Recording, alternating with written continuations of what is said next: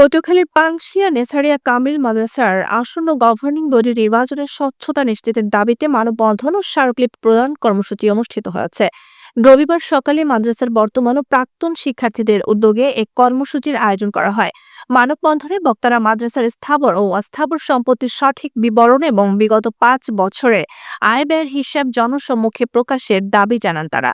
অভিযোগ করেন মাদ্রাসার প্রশাসনিক কার্যক্রমে অস্বচ্ছতা ও জবাবদিহিতার অভাবে শিক্ষা প্রতিষ্ঠানের সুনাম ক্ষুণ্ণ হচ্ছে।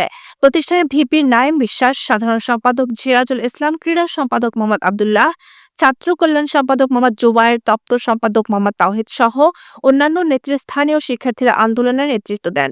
উপস্থিত শিক্ষার্থীরা জানান, এ ধরনের পদক্ষেপ শিক্ষা প্রতিষ্ঠানের সুষ্ঠু ব্যবস্থাপনা নিশ্চিত করবে এবং আগামী দিনে শিক্ষার্থীদের জন্য একটি সুন্দর পরিবেশ তৈরি করবে।